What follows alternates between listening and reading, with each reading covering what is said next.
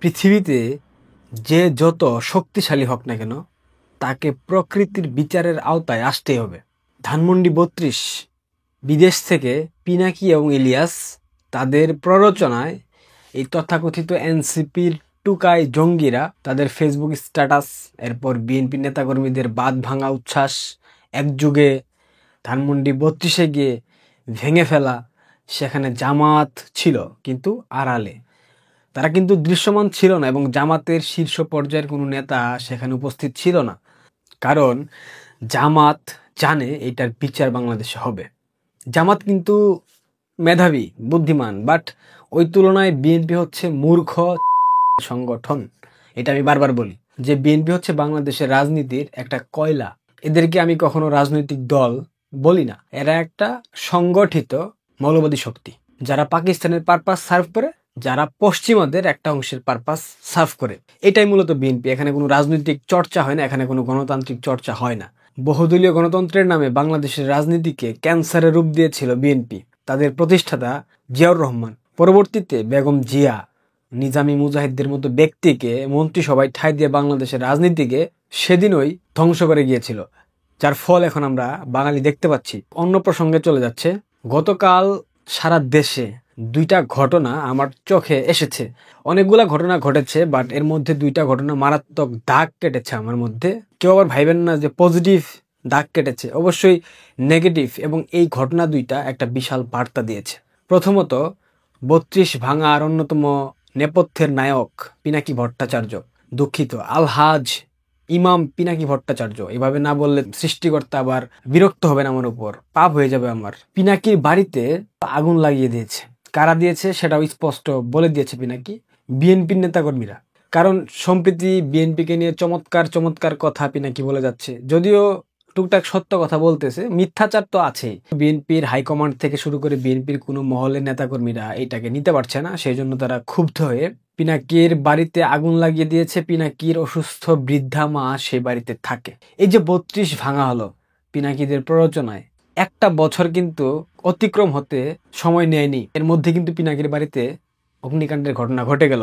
গত ১৫ বছর ফ্রান্সে বসে পিনাকি ভট্টাচার্য বাংলাদেশ আওয়ামী লীগের নগ্ন সমালোচনা করেছে, আওয়ামী লীগের সকল পর্যায়ের নেতাকর্মীদেরকে সমালোচনা করেছে এবং আওয়ামী লীগের অনুভূতির জায়গা, সম্মানের জায়গা, আস্থার প্রতীক মাননীয় প্রধানমন্ত্রী শেখ হাসিনাকে নিয়েও চরম মাত্রায় ব্যঙ্গ করেছে পিনাকি ভট্টাচার্য। তাকে একটা অশ্লীল নাম পর্যন্ত দিয়েছিল পিনাকি। কিন্তু এক সেকেন্ডের জন্য, এক মুহূর্তের জন্য কি দেখেছেন পিনাকির বাসায় বগুড়ায় হামলা করেছে কেউ? আওয়ামী লীগের কোনো নেতাকর্মী সমর্থক কেউ কি পিনাকির বাসায় একটা ঢিল ছুঁড়েছিল? ছুঁড়ে নাই। কারণ পিনাকিকে কোনো সাবজেক্টের মধ্যেই ধরে নাই বাংলাদেশ আওয়ামী লীগ। পিনাকি অ্যাক্টিভিস্ট, অনলাইনে ভিউ ব্যবসা করে, তাকে তো মাথায় তোলার তো কিছু নাই। কিন্তু যেটা বিএনপি করছে, আসলে বিএনপি তো চোরেদের সংগঠন। চোরেদের সংগঠন আসলে চোরেরা যখন চুরি করে তখন মনের মধ্যে ভয় থাকে, একটা চিন্তা থাকে, কখন না জানি সত্যটা সামনে চলে আসে, কখন না জানি পিনাকি ইলিয়াস ভিডিও ফুটেজ সামনে নিয়ে চলে আসে। সেই জন্য পিনাকিকে ভয় ভীতি প্রদর্শন করতে, হুমকি ধামকি দিতে তার বাসায় আগুন দেওয়া হয়েছে, যেটা নিন্দা অনেকে জানিয়েছে। তবে আমরা নিন্দা জানাবো না, কারণ যেই ব্যক্তি বাংলাদেশের জন্মস্থান, বাংলাদেশের জন্ম যেই জায়গা থেকে নেতৃত্ব দিয়ে হয়েছে, বাংলাদেশের সূতিকাগার, সেই ধানমন্ডি ৩২কে ভেঙে ফেলার নায়ক, তার বাড়িতে আগুন লাগবে আর সেটা দেখে আমরা আনন্দিত হব না, এটা তো বলা যায় না। মানুষের ক্ষতি দেখে আনন্দ পেতে নেই, কিন্তু বাচ্চাদের ক্ষতি দেখে আনন্দ পাওয়াও অনেক বেশি আনন্দের। নেক্সট ঘটনা, চট্টগ্রামে আমাদের বর্তমান অন্তর্বর্তীকালীন সরকারের সুদখোর আন্তর্জাতিক মহাজন ইউনূসের বাড়িতে এলাকাবাসী ভাঙচুর করেছে, গেট টেট ভেঙে চুরে ছিন্ন বিচ্ছিন্ন করে ফেলেছে। সেখানে সেনাবাহিনীর উপস্থিতিতে পরিস্থিতি সামাল দেওয়া হয়েছে, যদিও ঘটনা ধামাচাপা দেবার চেষ্টা করা হয়েছিল, কিন্তু আমরা জেনে গেছি। ভিডিও তো দেখাইতে পারতেছি না চ্যানেলে সমস্যার কারণে, একটা স্ক্রিন রেকর্ড থেকে একটা ফুটেজ নিয়েছি, সেই ফুটেজটা আপনারা দেখেন। ইউনূস তার বাড়ির দরজা ভেঙে ফেলা হয়েছে। এই যে পুরো বাংলাদেশটাকে ভেঙে ফেলেছে ডক্টর মোহাম্মদ ইউনূস ক্ষমতায় আসার পর থেকে, এটা কি তার জন্য খুব সিম্পল না? মাথায় রাখবেন, ইউনূসের বাড়ির গেট ভেঙেছে তার এলাকার লোকজন, অর্থাৎ ইউনূস যে এলাকার বাসিন্দা এবং ইউনূস যে এলাকায় জন্ম নিয়েছিল তার জন্মস্থানের লোকজন তার বাড়িতে ঢুকে তার বাড়ির গেট ভাঙচুর করেছে। সেনাবাহিনী সেখানে পরিস্থিতি সামাল দিয়েছে। তার মানে ক্ষোভের জায়গাটা, ক্রোধের জায়গাটা কোথায় গিয়ে ঠেকেছে আপনারা চিন্তা করেন। একজন সরকার প্রধান রানিং ক্ষমতায় তার হাতে প্রশাসন আছে, তার হাতে মব সন্ত্রাসীরা আছে, তার হাতে প্রত্যেকটা রাজনৈতিক দল আবদ্ধ। এরপরেও সাধারণ মানুষ ইউনূসের বাড়িতে গিয়ে হামলা করে তার বাসার গেট ভেঙে ফেলেছে। এই দুটা ঘটনা হচ্ছে আগামীর বাংলাদেশের জন্য উদাহরণ। উদাহরণটা কিভাবে নিতে হবে জানেন? বাংলাদেশে গ্রামীণের যতগুলো প্রতিষ্ঠান আছে, গ্রামীণ ব্যাংক, গ্রামীণের অধীনস্থ শিক্ষা প্রতিষ্ঠান যতগুলো থাকে, বিশ্ববিদ্যালয়, কলেজ, গ্রামীণের অধীনস্থ সকল হসপিটাল, ব্যাংক, বীমা, অফিস, আদালত যা কিছু আছে, বিশেষ করে গ্রামীণ ব্যাংকের যে অফিসগুলো আছে সারা বাংলাদেশের বিভিন্ন প্রান্তে, প্রত্যেকটা অফিসকে গণ শৌচাগার বানানো হবে। আর যেগুলা অনেক বড় বড় বিল্ডিং, প্রত্যেকটা অফিসকে বৃদ্ধা মায়েদের জন্য, বৃদ্ধা বাপেদের জন্য আশ্রম বানানো হবে, রিহ্যাব সেন্টার বানানো হবে, প্রতিবন্ধীদের জন্য স্কুল করা হবে, বিধবাদের জন্য কর্মসংস্থানের ব্যবস্থা করা হবে। কটা বলবো আমি, সব বলে শেষ করতে পারবো না।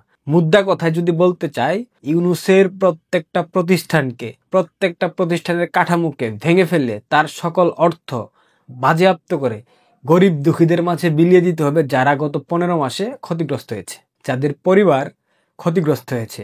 আওয়ামী লীগের যেসব নেতাকর্মীকে হত্যা করা হয়েছে, যাদের পরিবার ক্ষতিগ্রস্ত হয়েছে, যাদের ব্যবসা প্রতিষ্ঠান লুটপাট করা হয়েছে, ধন সম্পদ সবকিছু কেড়ে নেওয়া হয়েছে, তাদের মধ্যে বন্টন করে দেওয়া হবে ইউনূসের সকল সহায় সম্পত্তি।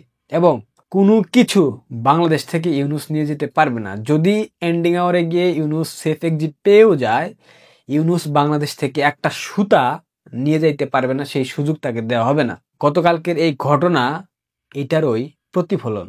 ইউনূস ক্ষমতায় থাকাকালীন তার বাড়ির গেটে হামলা হয়েছে। সে যখন ক্ষমতা থেকে চলে যাবে, তার গত 15 মাসের অপশাসন, দুর্বৃত্তায়ন, লুটপাট, চুরি, ডাকাতি, ছিনতাই, খুন, ধর্ষণ, রাহাজানি, এই প্রত্যেকটা বিষয়কে সামনে এনে ইউনূসের সবকিছুকে মাটির সাথে ধসিয়ে দেবে সাধারণ মানুষ। আমরা ভবিষ্যৎবাণী করতেছি, কিন্তু এই ভবিষ্যৎবাণীগুলা A to Z মিলে যাবে।